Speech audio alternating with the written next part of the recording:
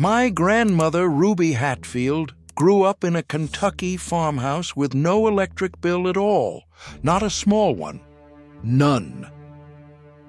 In 1935, 90% of rural American homes had no electricity, just kerosene lamps and a wood stove. When the line finally reached her road, Ruby never once let that meter run wild, and she did one thing every winter of her life that I thought was just an old woman's habit. Last January, I finally tried it. My bill fell by half. What she did is number one on this list. We manage power with APS and smart thermostats now. Ruby managed it with a habit and a closed door. We took the convenience and stopped reading the bill entirely. Her habit runs through everything that follows.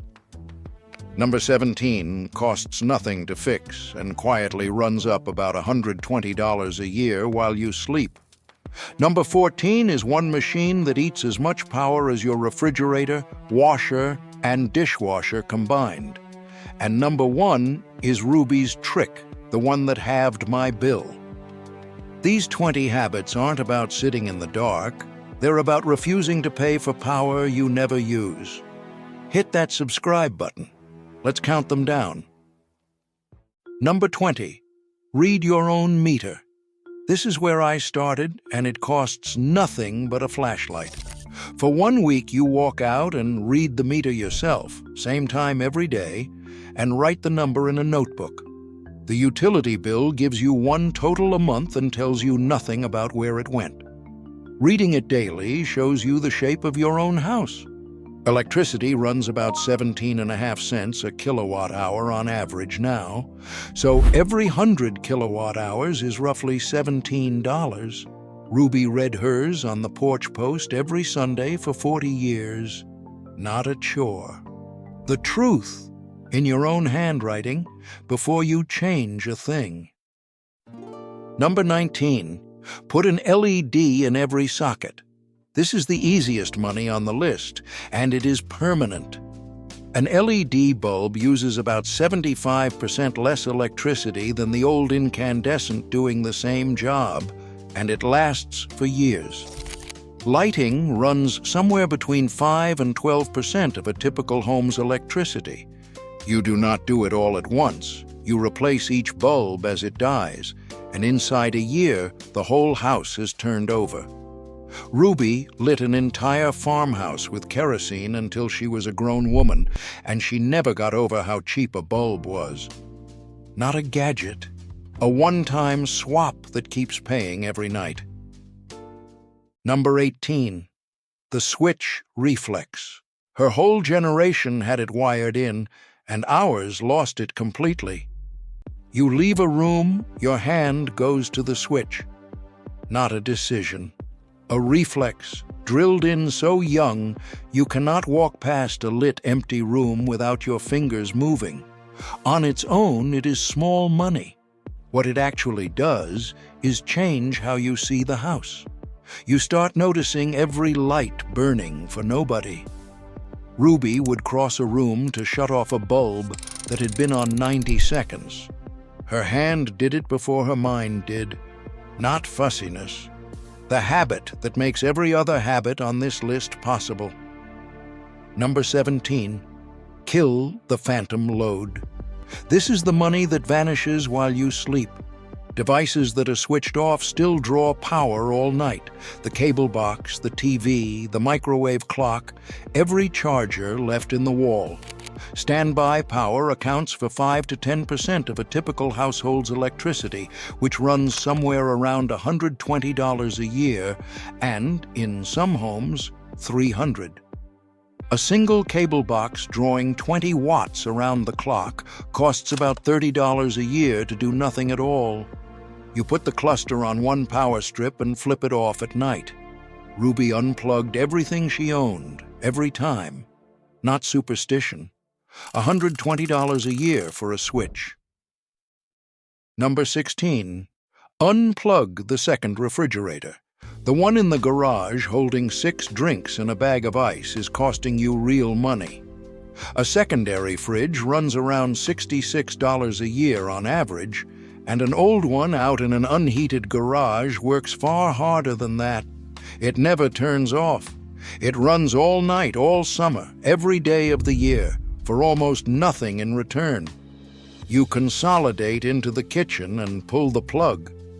Ruby kept an icebox for years and never once ran two of anything. Not deprivation. Refusing to pay a machine to keep 6 cans cold. Number 15. Wash cold and wash full. The washing machine itself uses very little power. The water heater behind it uses a lot. Nearly all of a washer's energy goes into heating water, so washing in cold eliminates that cost outright, and modern detergent is built for it. Then you wait for a full load instead of running half-empty ones, because the machine costs the same either way. Together, the washer and dryer account for roughly 13 to 17% of a household's electricity. Ruby scrubbed on a board in cold well water her entire girlhood. Not a downgrade. The same clean clothes, minus the heat you paid for. Number 14. Retire the dryer. Here is the single worst machine in the house. An electric dryer uses as much energy per load as a new refrigerator, washer, and dishwasher combined, 1,800 to 5,000 watts, every load, all year. Switching to a line or a folding rack saves roughly $115 a year, and it is gentler on the fabric, so the clothes last longer too. You hang a rack by a window or run a line in the yard, and the air does the whole job free. Ruby pinned wash to a line in January with her fingers going numb. Not a hardship. $115 a year, dried by the day. Here is what we actually lost, and it is not a technique, it is a relationship. Ruby knew exactly what every watt in her house cost, because she had lived without any of them. She remembered kerosene. She remembered hauling wood. When the meter went on that wall, it was not a utility to her. It was a thing to be watched, the way you watch a stove with a child near it. We inherited a house full of power and no memory of the dark, so we stopped watching. The bill arrives, we glance at the total, we pay it, and we never once ask what it was for. That is the whole gap, not laziness. We were simply never taught that the meter is something you are allowed to argue with. Before we go on, I made something special for you. Guides for people like us who still believe the old ways mattered. They're the forgotten money habits our grandparents lived by, tricks that could save you thousands a year. But this knowledge is disappearing, and once it's gone for good. I've put together 2 books for you plus a free bonus. Imagine how much you could save over the next year by starting today. Scan the QR code on screen now or click the link below. I'll wait. Number 13. Turn the water heater down to 120. Water heating is the second biggest electricity user in most homes, 14 to 18% of the bill. Most tanks come set at 140 degrees, which is hotter than anyone needs and quietly bleeds heat into the basement all day. You set it to 120. It is hot enough for showers, for dishes, for sanitation, and it cuts the standby loss immediately. The dial is on the tank. It takes 2 minutes. Ruby heated water on a stove in a kettle and knew to the degree what she needed. Not a sacrifice you will ever feel. 20 degrees you were never using. Number 12. Insulate the tank and the first 6 feet of pipe. This is the $10 fix nobody does. An electric water heater holds 40 or 50 gallons hot, 24 hours a day, and it leaks heat through the shell and out the pipes the whole time. You wrap the tank in an insulating blanket and slide foam sleeves over the first 6 feet of hot pipe, leaving the top. The materials cost about $10 at any hardware store and go on in an afternoon. Ruby's stove kettle went cold the minute she was done with it, which is exactly the point. Not an upgrade. Stopping heat you already bought from escaping into the basement. Number 11. Face the old refrigerator. Your fridge never turns off, so its age matters more than almost anything else. A new Energy Star model runs 300 to 600 kilowatt hours a year, about $50 to $100. A fridge over 10 years old can run $1,000 to $2,000, which is $170 to $340 a year. That difference is $150 annually for the same cold milk. If you cannot replace it, you pull it out and vacuum the coils behind it, because dust makes it work harder for nothing. Ruby's icebox ran on a block of pond ice, not a luxury purchase. A machine quietly billing you every hour it exists. Number 10.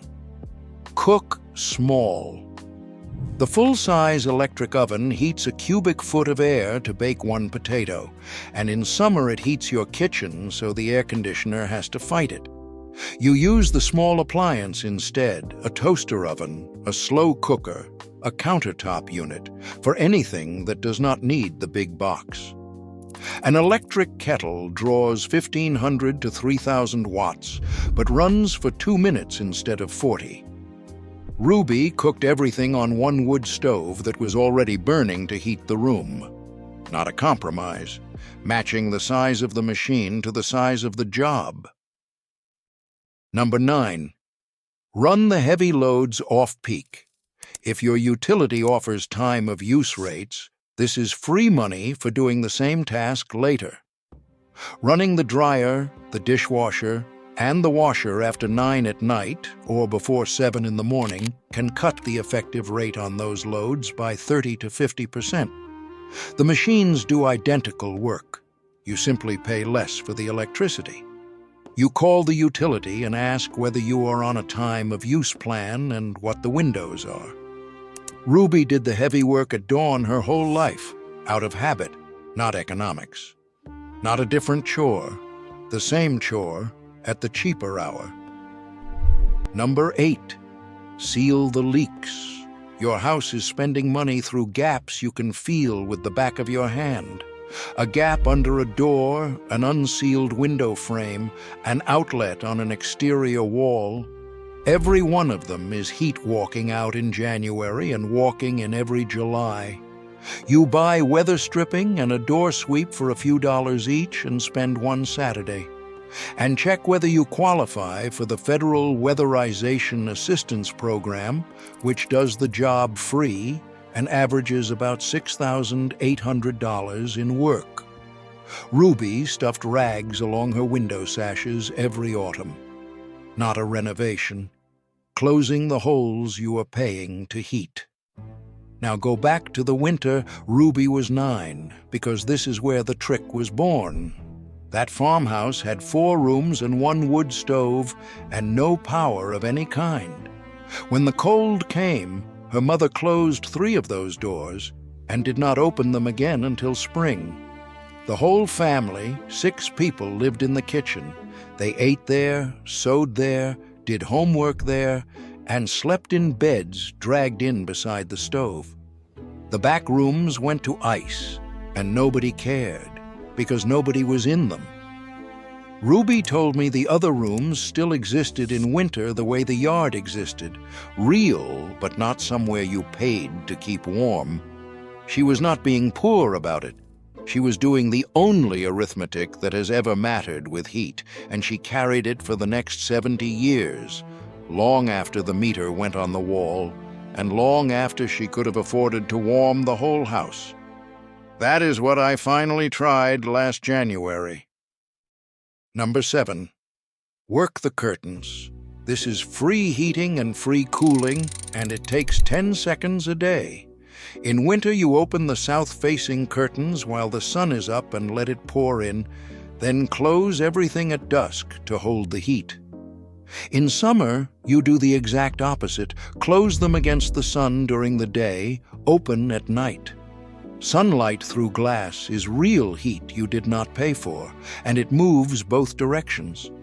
Ruby worked her curtains twice a day, every day, like feeding an animal. Not decoration, a free thermal switch hanging in every window you own. Number 6. Fans cool people, not rooms. This is the one most people have backwards. A fan does not lower the temperature of a room by even a degree. It moves air across your skin and makes you feel cooler. That means a fan running in an empty room is pure waste, and a fan running on you lets you push the thermostat several degrees higher for the same comfort. The fan costs pennies. The air conditioner costs dollars. In hot states, air conditioning can be up to 70% of summer electricity. Ruby had a porch and a paper fan in church. Not a substitute for cooling. A way to buy comfort at 1/10 of the price. Number 5. Dress for the house. Her generation put on a sweater. Ours turns up the heat and sits in a t-shirt in January. You keep a cardigan on the chair, a lap blanket on the couch, wool socks by the door, and then you let the house sit cooler because your body is already handled. Every degree you drop is real money across a season, and electric heated homes now average about $1,200 a winter. Ruby wore a cardigan indoors from October to April and never once described herself as cold. Not suffering, heating the body, which costs nothing, instead of the air, which costs everything. Number 4. Set the thermostat and leave it alone. The standard advice exists because it works. 68 in winter, 78 in summer. Heating and cooling is 45 to 54% of your entire electricity bill, bigger than every other thing in this list combined. A smart thermostat that simply enforces a setback while you sleep or work can cut HVAC, use 10 to 15%, roughly $200 to $300 a year. You set the number, and then you stop touching it, because the fiddling is what costs you. Ruby had no thermostat at all, only a damper and a judgment, not a compromise number. The setting the whole house is built around. Number 3. Close the door on rooms you don't use. Here is where Ruby's arithmetic starts to bite. The spare room, the formal dining room, the finished basement nobody sits in. You are heating and cooling every one of them, all winter and all summer, for no one. You close the doors. You close or redirect the vents in those rooms. You stop conditioning square footage that holds only furniture. The house does not shrink. The part you pay for does. Ruby's mother did this with 3 doors and no thermostat in 1936. Not shutting your home down, refusing to buy comfort for empty rooms. Number 2. Understand the space heater trap. This is the one that fools people, and the math is unforgiving. A single 1,500-watt space heater, run 8 hours a day through a 150-day heating season at 16 cents a kilowatt hour, adds about $288 to your bill. 2 of them, in 2 rooms, is over $576. So a space heater added on top of central heat is a disaster. A space heater that lets you turn the central heat down and warm only where you sit is the cheapest heat in the house.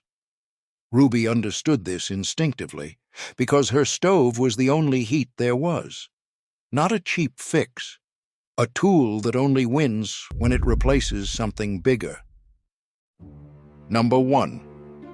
Only power the space you're actually in. Here is Ruby's trick, and it is the plainest thing on this entire list. Do not heat a house. Heat a room. Last January, I did exactly what her mother did in 1936. I picked the room I actually live in, closed the doors on the rest of the house, dropped the central heat to the minimum that keeps the pipes safe, and warmed that one room and my own body, nothing else. The reason it works is arithmetic, not nostalgia. Heating and cooling is roughly half of a home's electricity, so the moment you cut the space you condition in half, you have taken a hatchet to the single largest line on the bill. Everything else on this list, the bulbs, the phantom loads, the dryer, the water heater, is worth a few $100s a year combined. This one is worth half the bill because it is the only habit that touches the half that matters. Ruby lived 70 more years after that farmhouse and never once heated a room she was not standing in. The other rooms still existed. She just stopped paying rent on the air inside them. None of this required a renovation, a contractor, or a single dollar I did not already have. It required attention, the willingness to look at the bill plainly and ask what I was actually buying. Ruby Hatfield understood something the rest of us forgot the moment the line came down her road. Comfort is not the same as security. Convenience is not the same as freedom. The ability to warm every room in a house is worthless beside knowing which room you are actually in. She was not being frugal, and she was not being poor. She had simply lived in the dark long enough to know exactly what light costs, and she never let herself forget it once the switch was on the wall. I paid for empty rooms for 11 years because it never occurred to me not to. She closed 3 doors in 1936 and carried the lesson for the rest of her life. The rooms were still there in the spring. So was the money.